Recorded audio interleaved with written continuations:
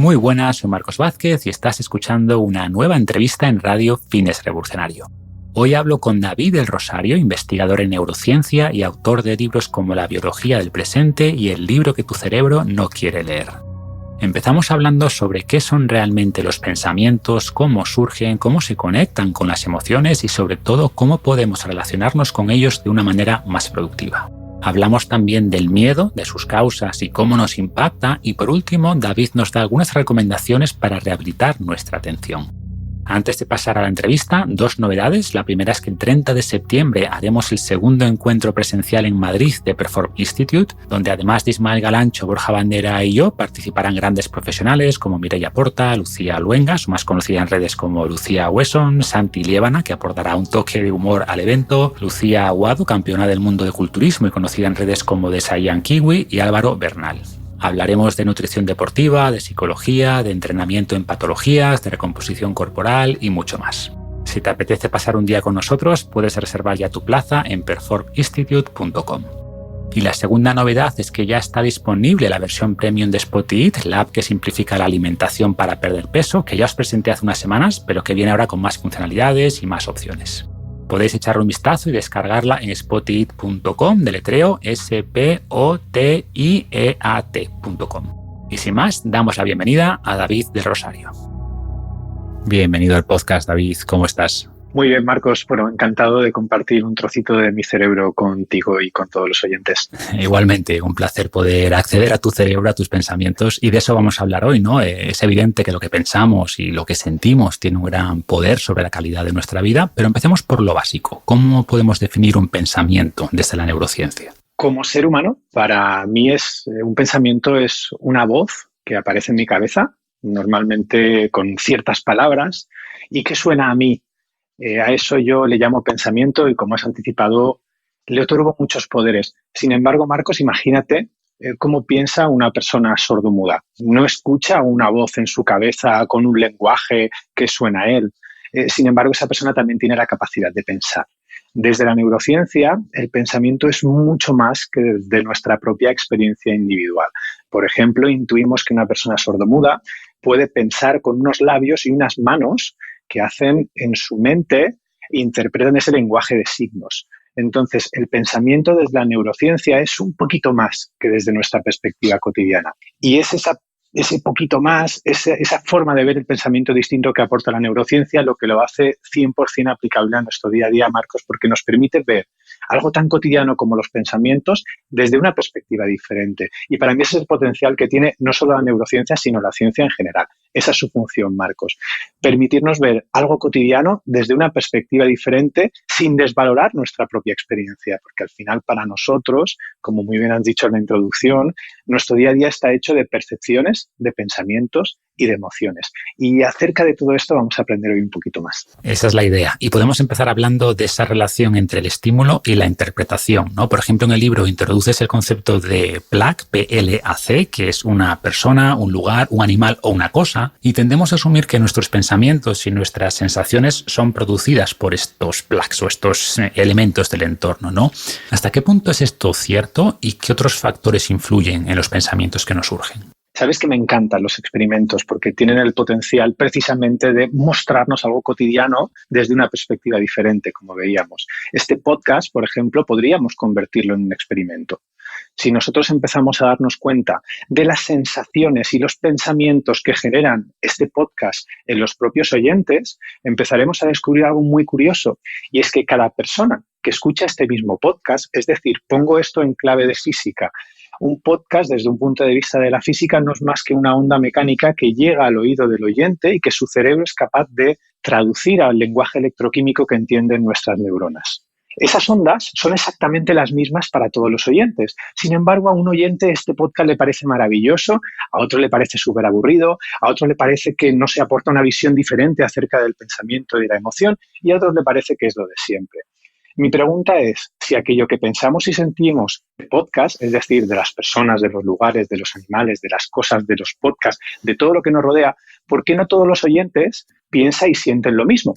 Aquí es cuando empezamos a descubrir, con este experimento que es una tontería, pero empezamos a descubrir realmente de que si todos vivimos el mismo contexto externo, es decir, yo estoy escuchando un podcast a través de mis auriculares, pero tenemos pensamientos, emociones, sensaciones y percepciones diferentes, podemos llegar a plantearnos de que quizá no solo existe ese contexto externo, sino que también existe un contexto interno.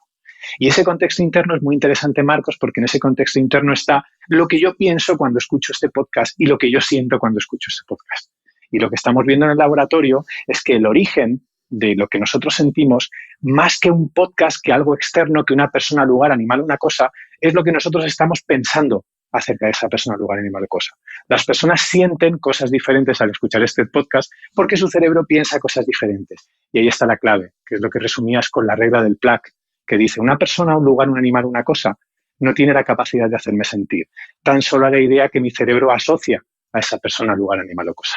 Un pensamiento sería la suma de un PLAC más una idea o más todo ese bagaje que cada uno arrastra, ¿no? De alguna manera. Sí, yo estoy viviendo una situación de vida, puede ser escuchar este podcast, puede ser he llegado a casa después de un día de trabajo con mi pareja, puede ser me incorporo en septiembre a un nuevo trabajo. Yo estoy viviendo esa situación de vida y mi cerebro empieza a cumplir una de sus funciones. Entre muchas funciones, Marcos, nuestro cerebro bombea pensamientos. Nos hace todo el tiempo propuestas que suenan a nosotros, que es lo que llamamos pensamiento, que tienen un lenguaje, que tienen unas palabras, que suenan, que tienen eco en nuestra mente. Entonces, esos pensamientos que nuestro cerebro propone son el centro de nuestra experiencia emocional. Pero no vivimos como si los pensamientos fueran el centro de nuestra experiencia emocional.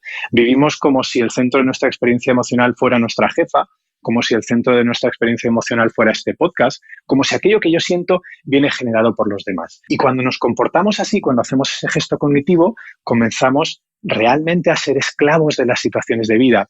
Y ahí es cuando intentamos cambiar a los demás, cambiar de trabajo, cambiar de ciudad, cambiar de país. Seguro que todas las personas que nos están escuchando saben perfectamente de lo que hablo. Totalmente.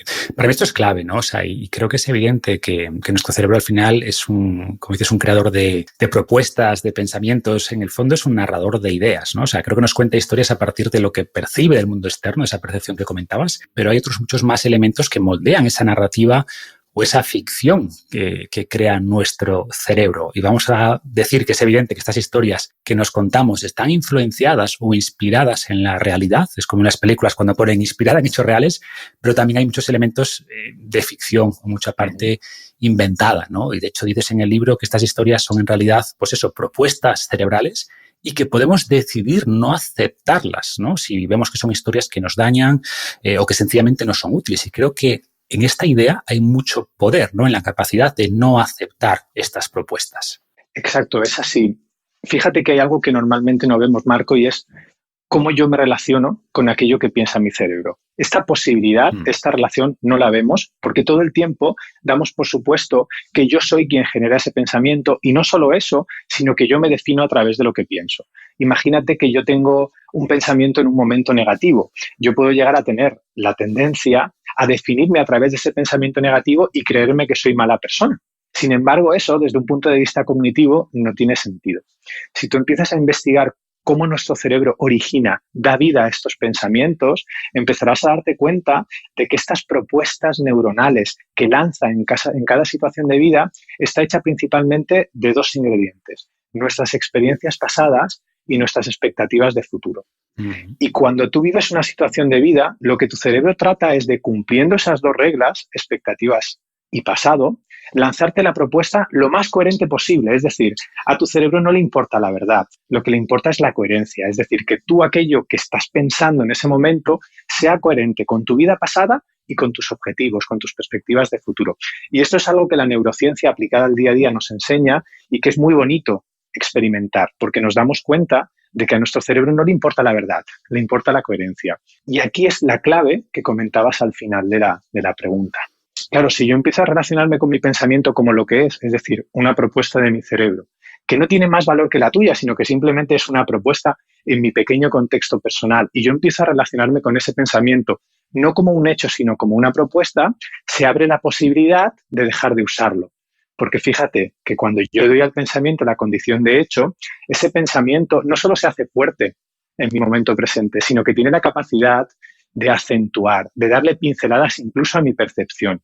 Muchas veces, Marcos, a pesar de que el mundo externo está ahí y nuestros sentidos se encargan de recibir esa información y traducirla a un lenguaje que las neuronas pueden entender, nosotros no vemos el mundo, lo imaginamos. Es decir, nuestro cerebro está todo el tiempo prediciendo qué está ocurriendo ahí fuera hasta que se produce, y fíjate la palabra, una incoherencia tan grande que entonces mi cerebro dice, hey David, que esto no tiene sentido, y entonces abre el grifo de los sentidos. Pero normalmente un David trabajando en piloto automático no ve el mundo, lo imagina. Es cuando David para y dice, hey, un momento, ¿cómo me estoy relacionando con esto? Es un David que vuelve a mirar cuando realmente su cerebro abre el grifo de los sentidos y entonces empieza a darse cuenta de que David está siendo esclavo de un pensamiento hecho y que está maquillando sus percepciones, insisto, para que todo lo que ve, todo lo que piensa y todo lo que siente sea coherente. Te pongo un ejemplo práctico. Estamos en el trabajo y está ese compañero o esa compañera que nos cae fatal. Todo el tiempo nosotros estamos percibiendo hostilidad. Y fíjate, la percibimos porque ese compañero está ahí. Sin embargo, imagínate que yo llego a las 9 de la mañana a mi trabajo, ese compañero o esa compañera que tan mal me cae está ahí, pero yo no lo he visto. Yo no sentiré esa sensación de, esta persona es que mira qué mala vibra tiene, hasta que mi sistema cognitivo, mis sistemas atencionales, mi cerebro, lo vea y empiece a pensar, ostras, ya está este coñazo aquí.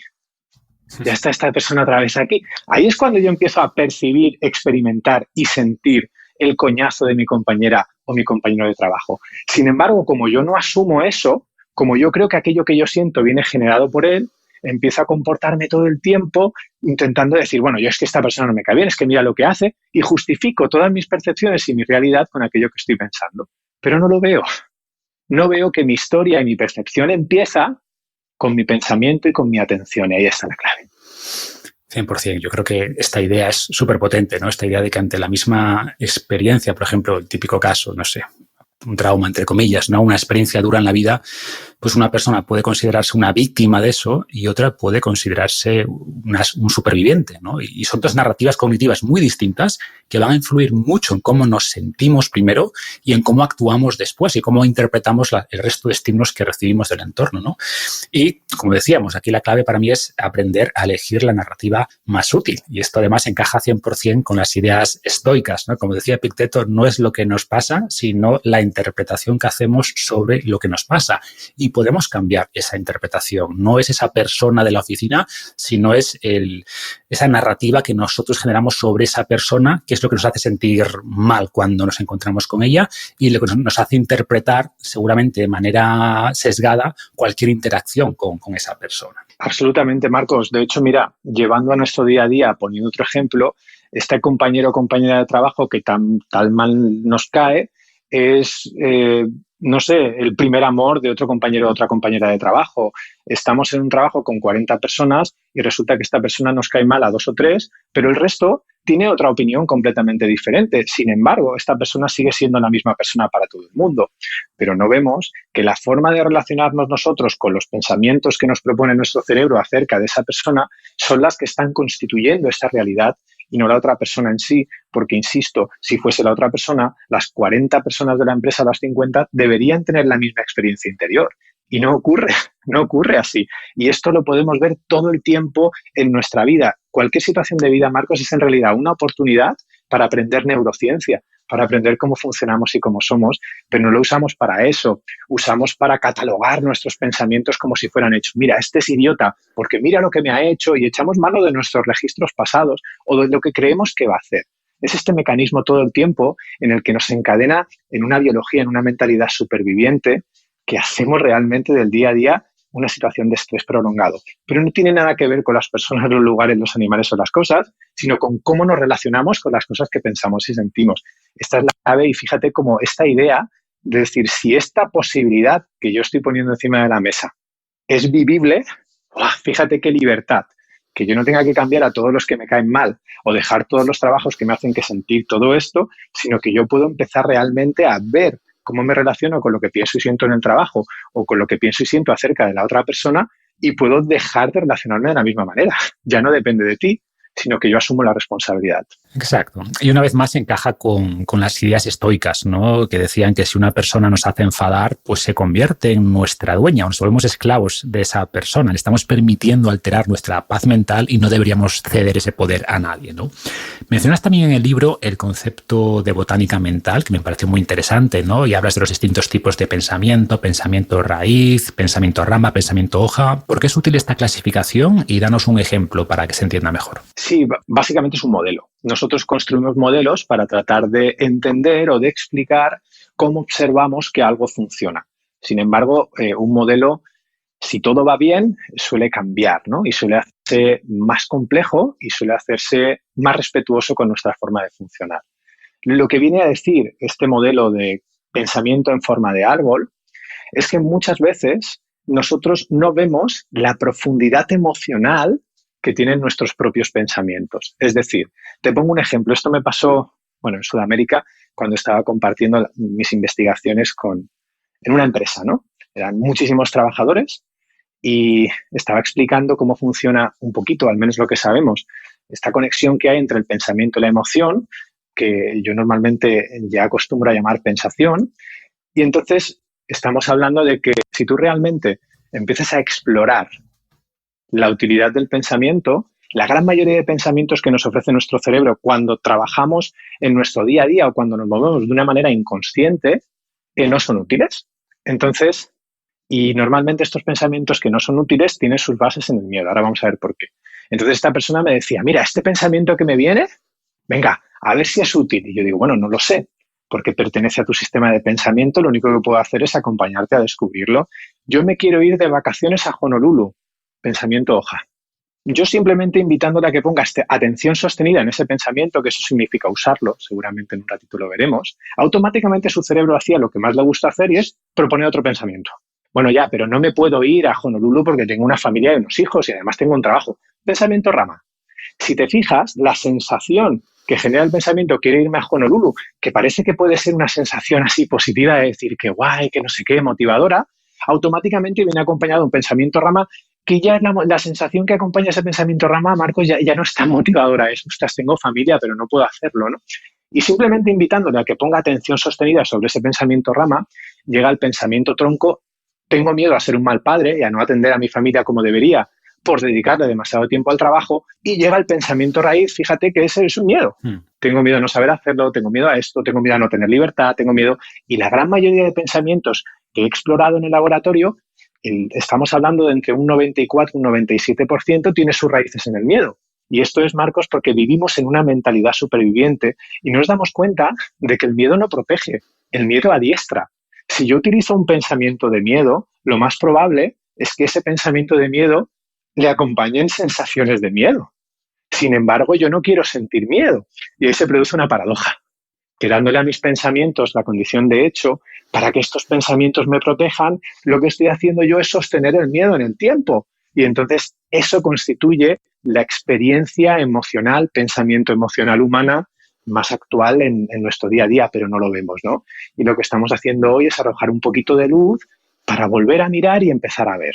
Lo interesante aquí es que todos esos pensamientos generan emociones y quizá pensar en las vacaciones en Honolulu cree una emoción positiva de anticipación, pero el pensamiento raíz de sería un mal padre puede crear una emoción contraria. ¿Cómo se resuelve esto finalmente? Mira, en la práctica, porque está el mundo de lo racional, que a todos nos encanta pensar la vida en lugar de vivirla, pero cuando dejas de pensarlo únicamente y te abres a experimentar, a jugar, a sentir, te das cuenta de que cuando viene el pensamiento, me tengo que ir a Honolulu, si tú lo sientes realmente, y cuando digo sentir, me refiero a dirigir tu atención hacia dos componentes cognitivas, que es tu sensación de bienestar, si te encuentras bien o te encuentras mal, y tu nivel de activación, si estás tranquilo o si estás muy activo. Es decir, dirijo mi atención a esas componentes que normalmente yo llamo sensación afectiva, o normalmente se llama valencia arousal en el mundo de la bata blanca. Si yo hago ese gesto de sentirme, me di cuenta de que cuando mi cerebro lanza el quiero ir de vacaciones a Honolulu,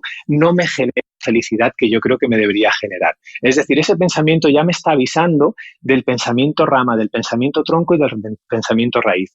Ya tiene sabor, ya tiene matices de miedo. Entonces, lo que yo descubrí, y es el modelo que propongo para relacionarnos con los pensamientos, es que las emociones, las sensaciones más concretamente, están todo el tiempo no diciéndonos si eso que estás pensando es verdad o mentira, sino nos está hablando acerca de la utilidad del pensamiento. Entonces, fíjate cómo aparentemente, desde un punto de vista racional, ese pensamiento de quiero irme de vacaciones a Honolulu, que parece muy útil desde esta visión, desde el faro de la razón, cuando yo lo siento, tiene trazas de inutilidad y me las está enseñando ese miedo. Entonces, fíjate que como para yo determinar si este pensamiento es útil o no, no tengo que pensarme, tengo que sentirme. Y aquí está la clave. Cuando empecé realmente a intentar investigar esto en el laboratorio, me di cuenta de que la gran mayoría de personas tenemos una gran dificultad para sentirnos. No nos sabemos sentir. Tú le dices a alguien, ¿cómo te sientes? Bien. Está, pero si te acaban de despedir el trabajo. Bueno, sí, es verdad, pero bien. No te sientes bien. Te estás pensando y te piensas bien. Pero te das cuenta de que no sabemos vivir. Nos encanta pensar la vida en lugar de vivirla. Y esto fue algo que a mí me apasionó, ¿no? Entonces empecé a decir, bueno, ¿cómo puedo enseñar a la gente racionalmente a sentir?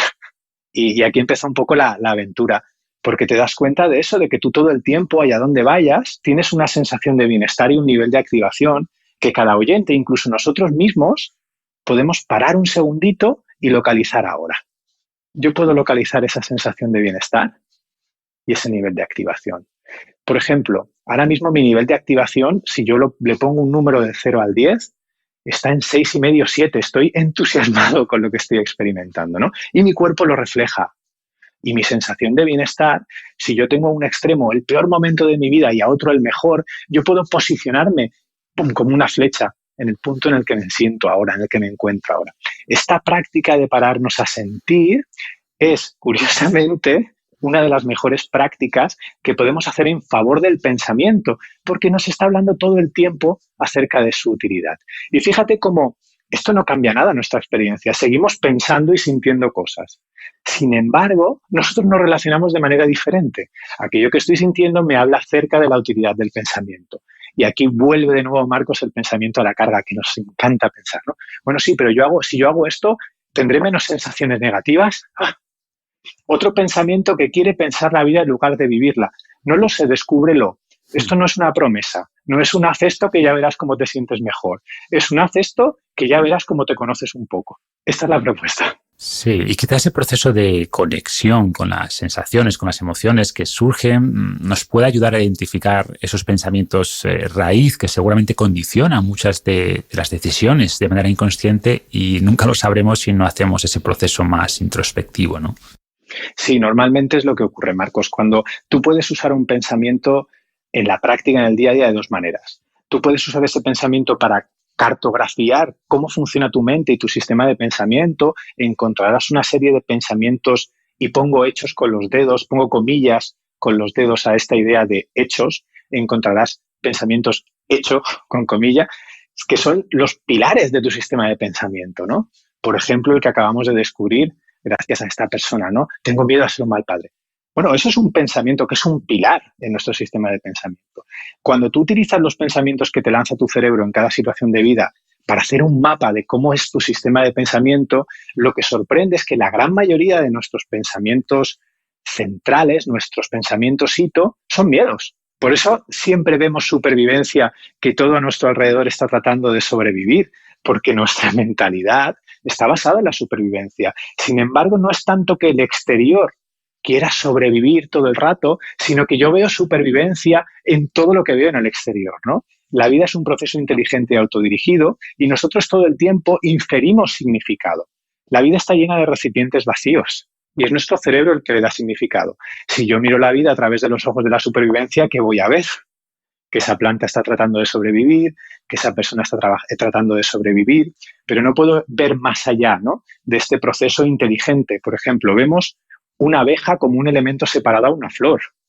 Cuando si yo doy un paso hacia atrás, los puedo ver que forman parte del mismo sistema o aparato reproductivo.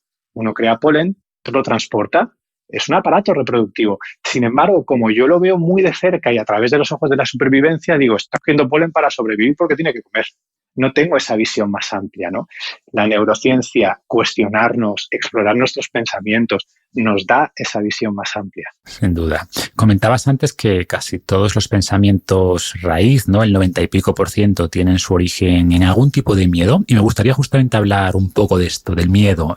Cuéntanos, ¿qué es esta emoción y cómo se dispara en nuestro cerebro? El miedo, al contrario de lo que muchas personas piensan, no tiene por qué ser una emoción que se activa y nace en nosotros como si fuera un muelle, ¿no? Es decir, ¡buah! De repente yo vivo una situación de vida y ¡buah! Salta el miedo.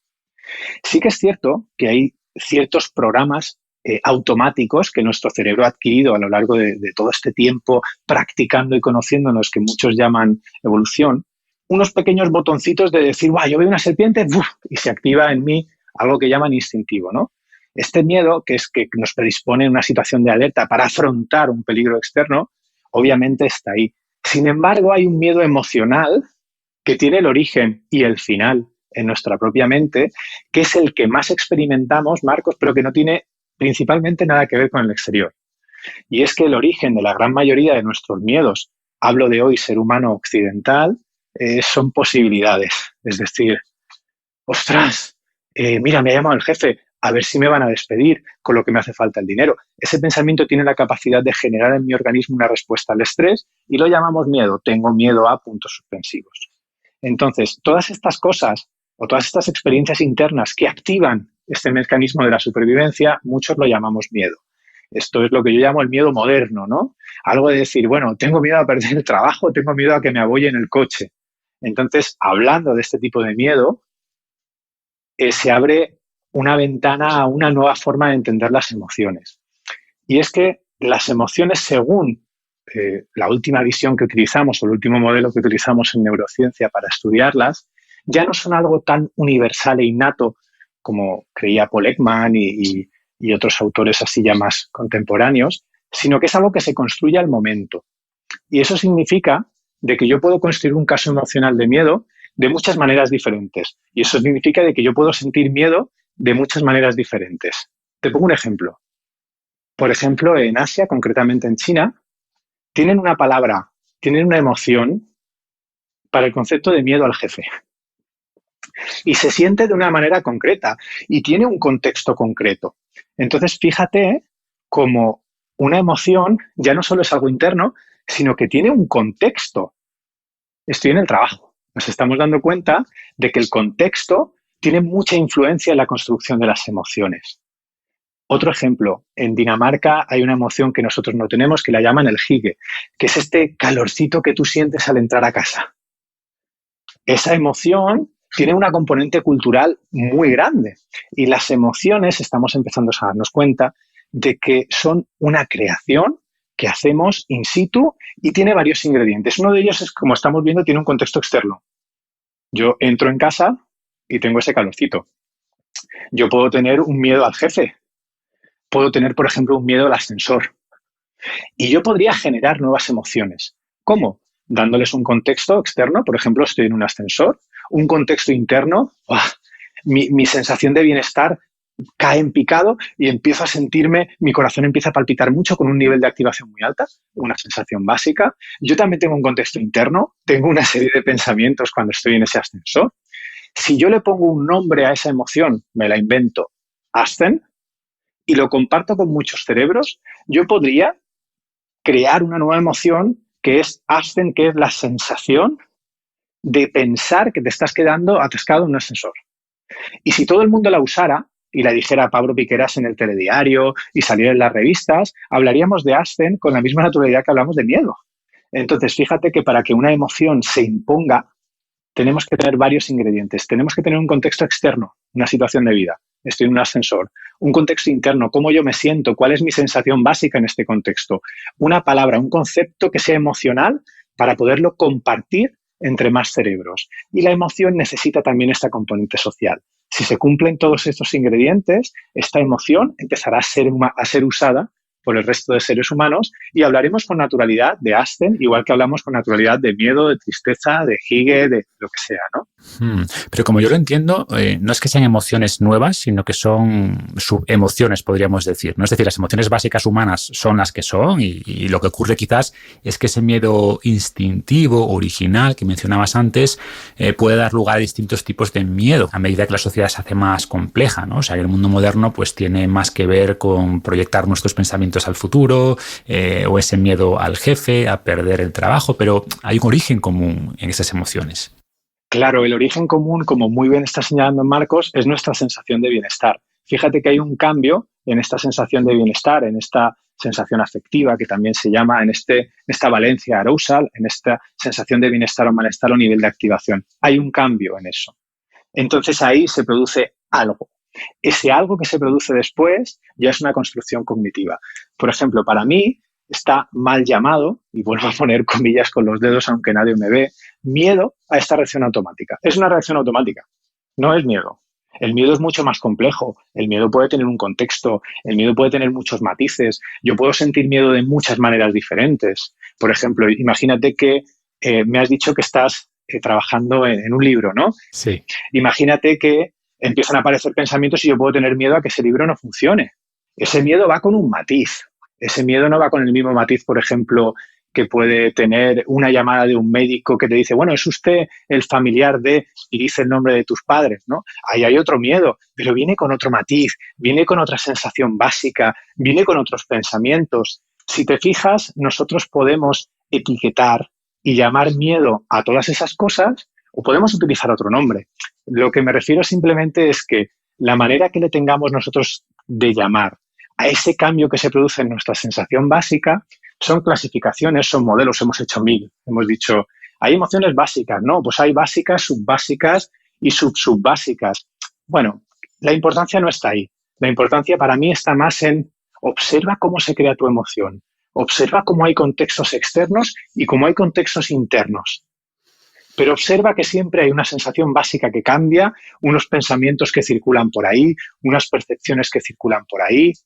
Y entonces ahí es como vas viendo que la emoción es mucho más compleja, por ejemplo, que un pensamiento o una sensación, de que la emoción tiene un contexto externo, que es esa situación de vida que tú estás viviendo, esa llamada de teléfono, pero también un contexto interno, que yo estoy pensando, ostras, mi madre está mal de salud y a lo mejor se han equivocado, no era una llamada para ti. Pero, sin embargo, tú estás pensando y no asumes que ese pensamiento es lo que está originando cómo te estás sintiendo. Piensas que es la llamada. Volvemos al modelo del principio, ¿no? Las emociones es una forma de ver más en conjunto esta experiencia de pensación, de pensamiento y sensación. Y yo cuando a ese pensamiento y sensación le doy un contexto, mira, estoy viviendo esta situación de vida, y le pongo más información emocional, ahí construyo una emoción, que es como un evento cognitivo más complejo. Sin embargo, estos siguen siendo ideas, ¿no? Yo invito a deconstruir las emociones, a hacerlas simples. Ostras, mira, ha cambiado mi sensación básica. Ostras, ¿qué estoy pensando cuando estoy sintiendo esto? Para mí ese es el ejercicio útil, ¿no? Es el ejercicio que tiene el potencial de enseñarnos cosas que no vemos y que nos permiten trabajar y convertir el victimismo en responsabilidad. Para mí esa es un poquito la clave, Marcos. Totalmente. Y saliendo un poco del cerebro, pero siguiendo con el miedo, quería preguntarte también sobre el impacto que tiene esta emoción sobre la salud, ¿no? Especialmente ese miedo moderno en relación a posibles eventos del futuro. ¿Cómo afecta ya nuestra salud física?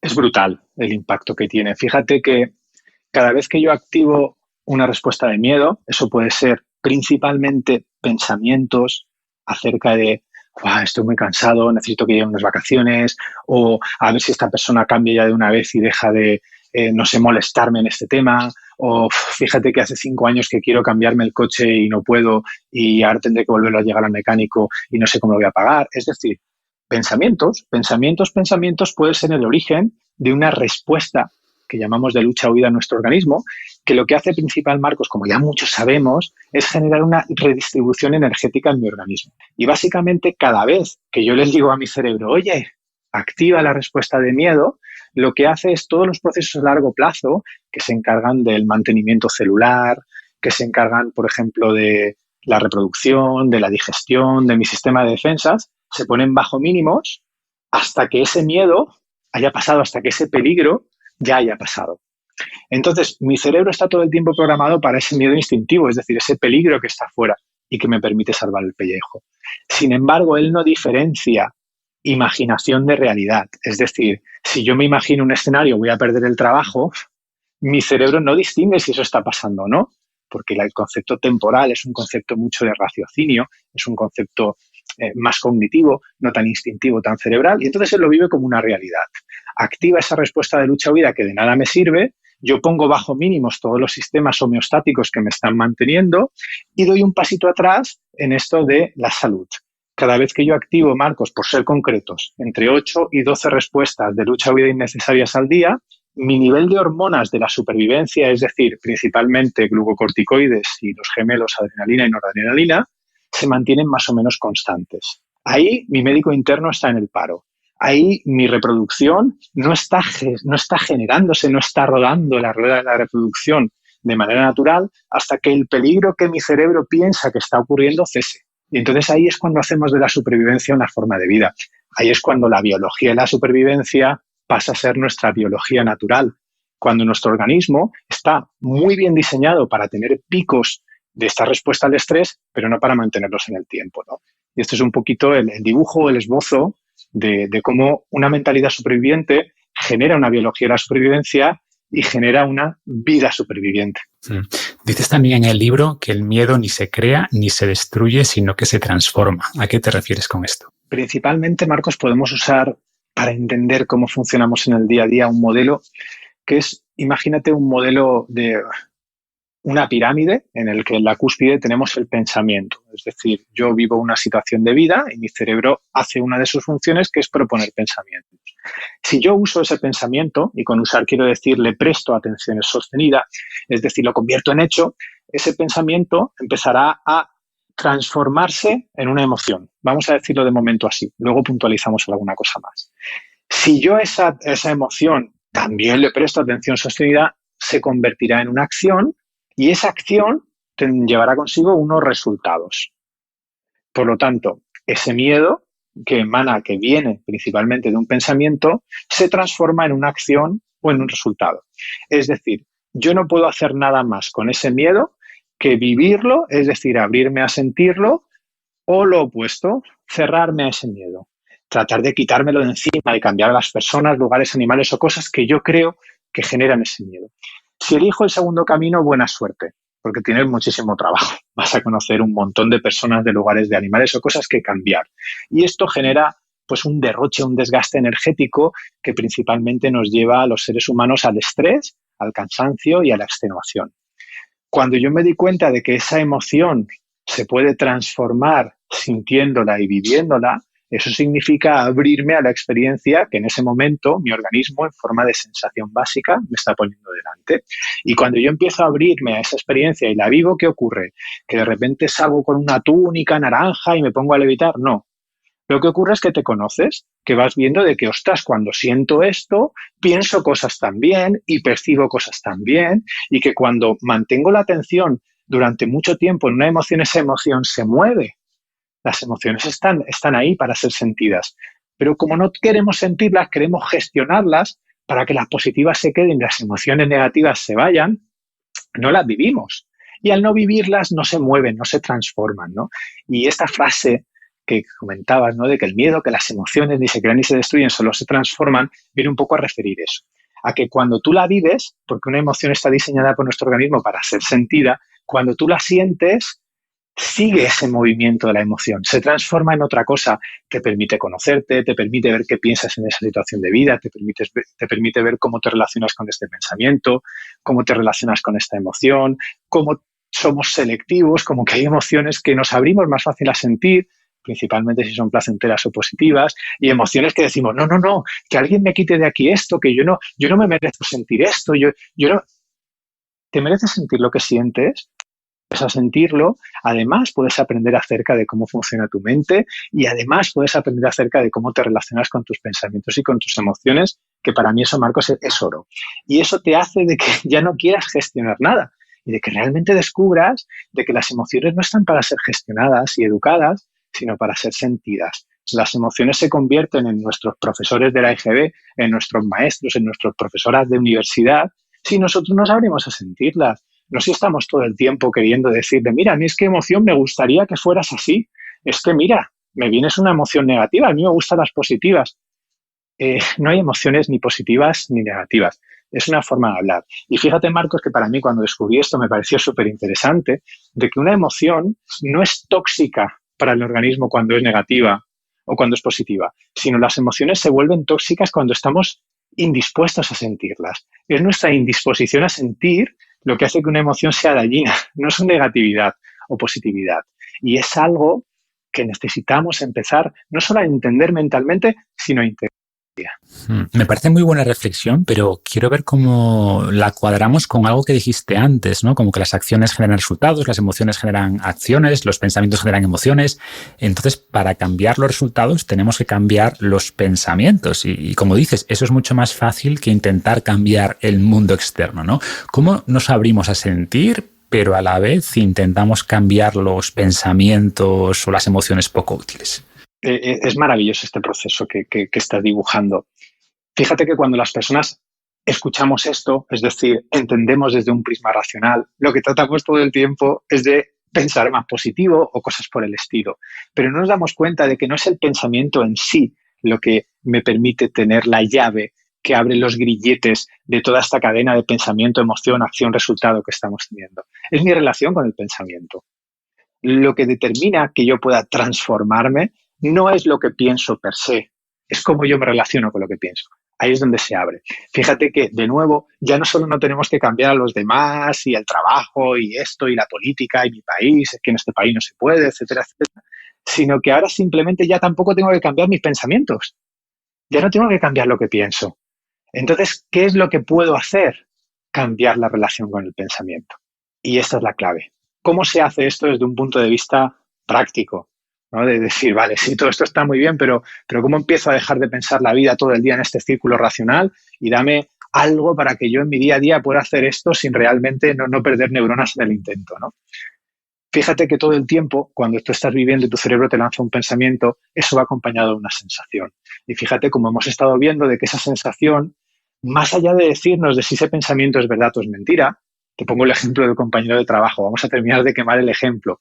Yo estoy ahí y mi pensamiento me dice, guau, mira, ya está esta persona aquí, no sé qué mal me cae.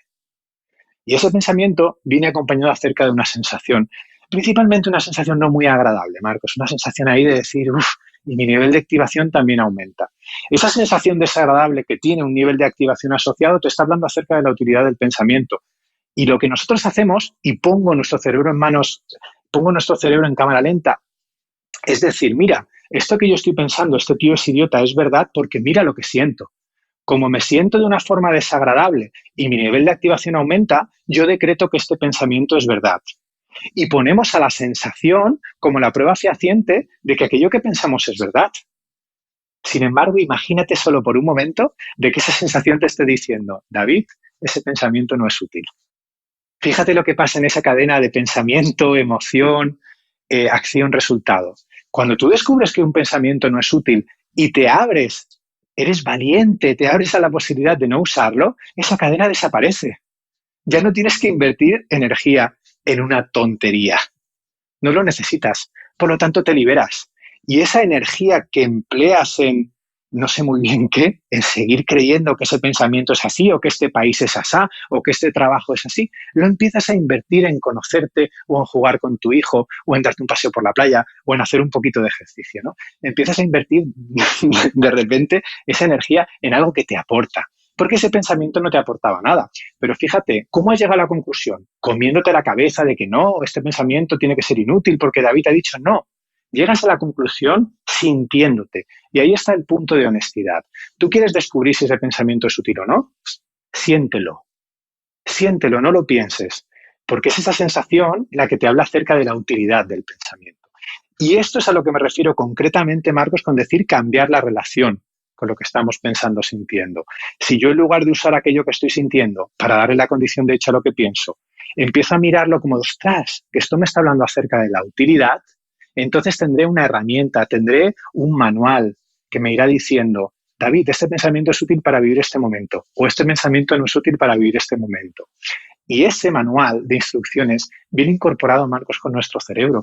Lo llevamos todos, pero no lo usamos porque aunque todo el mundo intentamos hacerlo lo mejor posible con los conocimientos acerca de nosotros mismos y con la situación de vida que tenemos, muchas veces no es suficiente. Tenemos que dedicarnos más tiempo a nosotros, a nuestros sistemas cognitivos, a conocernos y menos tiempo a otras cosas, lo siento, pero que son mucho menos útiles, como los cursos de Excel, que los respeto muchísimo, o otro tipo de formaciones que no nos sirven para nada. Primero formémonos en nosotros mismos y luego acabamos el doctorado.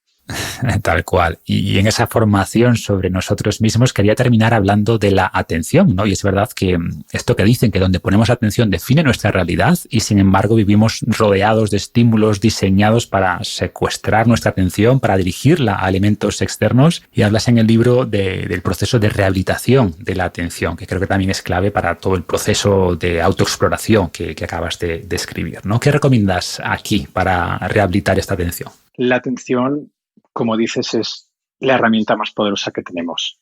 Y todo el tiempo la menospreciamos. Parece algo así como, va, regalándole la atención, ¿no? Pues a un móvil, a una red social, a una persona que no nos interesa. En fin, como tú dices, todo el tiempo, y nos hemos dado cuenta, no solo desde la neurociencia, sino desde el marketing y desde muchas áreas, que la atención es lo más valioso de una persona. Por eso tratamos todo el tiempo de captarla, ¿no? Claro, si tú fíjate, imagínate en un contexto en el que nuestra atención esté saturada. Es decir, no la podamos usar. Es decir, esté quemada. Es decir, nuestra atención quiere ir todo el rato ya que la dejemos tranquila, que la dejemos regenerarse. Si nosotros perdemos nuestra atención, pregunto, ¿cómo vas a decirle a tu cerebro si un pensamiento es útil o no? Si tu cerebro entiende que un pensamiento es útil cuando tú prestas atención sostenida a algo y entiende que es inútil cuando dejas de prestar la atención sostenida. Si tú no puedes ejercer tu derecho de decidir si quieres prestar atención o no, porque tu atención mente quemada y saturada, ¿cómo vas a ejercer tu derecho de decirle a tu cerebro si ese pensamiento es útil o no? No puedes. Y esta es la clave. Entonces, conocer cómo funciona nuestra atención es clave para llevar al día a día todas estas cosas que estamos hablando. En forma de tips, nuestra atención funciona en ciclos. Estos ciclos se pueden entrenar. A todos nos habrá pasado que antes de empezar exámenes, tú a los 30, 40 minutos ya estás contando moscas. La cabeza se te va. Pero, sin embargo, conforme vas haciendo sesiones de entrenamiento de la atención, que eso es un poco lo que es estudiar y memorizar, este círculo de la atención, el radio de la atención, aumenta y puedes llegar a estar concentrado en algo, prestando atención, pues a lo mejor 90 minutos, 100 minutos. Sin embargo, aparte de ser cíclica, característica 1, la atención tiene otras manías. Y es que si yo no respeto después de estos ciclos de atención y descanso, e insisto, Marcos, descansar no es ponernos con el móvil, descansar no es ponernos a hacer, ay, mira, que se me ha olvidado que tengo que enviar esto al seguro, o mira, que tengo que enviar este mail. Eso no es descansar, eso es seguir quemando la atención. Si tú no respetas estos descansos de la atención, tu atención neta cae en picado a lo largo del día. Es una línea recta, tarde ya está para la basura. Entonces tenemos que dormir, entre otras cosas, lo que hace es regenerar nuestra atención y al día siguiente pues ya volvemos a tener, me invento, la atención al 80-90% si hemos tenido una buena noche. Pero si sigo comportándome de manera incoherente y poniéndole palos en las ruedas a mi atención, a las 6 de la tarde vuelvo a estar con la atención por los suelos. Entonces, ¿qué podemos hacer? Respetar los ciclos de la atención. Tomar descansos. Cada 90-120 minutos, tomar descansos reales. ¿Qué regenera la atención? Conversar con los demás acerca de una conversación distendida, hacer un paseo por el parque, hacer deporte, regenera la atención. Entonces, empecemos a usar la naturaleza, empecemos a usar todos esos ingredientes, un paseíto por la playa si la tenemos al lado. ¿Para qué? ¿Para estar menos estresados? No, para mimar nuestra atención, porque yo empiezo a estar estresado cuando no puedo usar mi atención a mi favor. Ahí es cuando la respuesta al estrés se dispara de manera descontrolada. Pero si yo puedo dejar de usar un pensamiento porque tengo mi atención activa, porque tengo una atención sana, yo no tengo por qué no iniciar una respuesta al estrés a partir de un pensamiento inútil. Esa es la clave. Si yo no tengo atención, ¿cómo voy a poner mi atención en mi sentir para descubrir la habilidad del pensamiento? No puedo hacerlo. Por lo tanto, para poder aplicar todo esto que estamos viendo, yo primero tengo que ver si estoy viviendo en la biología de la supervivencia, es decir, no tengo atención, no tengo disponibilidad de la atención porque está saturada, o si estoy viviendo más en una biología del presente, donde mi atención es una herramienta que yo puedo usar, que está a mi disposición. Entonces, todo el tiempo en cada situación de vida tenemos que elegir. Si yo mimo mis recursos atencionales, si yo empiezo a comportarme de una manera coherente con cómo funciono, o si no lo hago, o si empiezo a ir descontroladamente tratando de apagar fuegos, ¿no te has dado cuenta de que por mucho que te esfuerces en eliminar esa lista de tareas pendientes que tienes por hacer, viviendo de esa manera nunca se acaba? Siempre sale otra. Y conoce un poco las corrientes de tu sistema de pensamiento, a ver a dónde llegas, a ver qué sientes, a ver el siguiente pensamiento, qué sensación viene asociada. Descubre la utilidad de su siguiente pensamiento. Esta es la clave, este es el punto que convierte la vida en una aventura. Genial, pues me parece un gran punto para terminar. Mil gracias de verdad por tu tiempo, por hacernos más conscientes de todas esas pensaciones, ayudarnos a sentir más, a recuperar nuestra atención y a salir de ese modo de supervivencia. Mil gracias y seguimos en contacto, David. Muchísimas gracias, Marcos. Para mí, y como cierre y coletilla, fijaos que no es tan importante si lo que aquí hemos dicho es verdad o no. Lo importante es si para ti en este momento es útil. Permite descubrir un rinconcito de tu mente y tu organismo que no conoces. Muchísimas gracias por abrir esta posibilidad.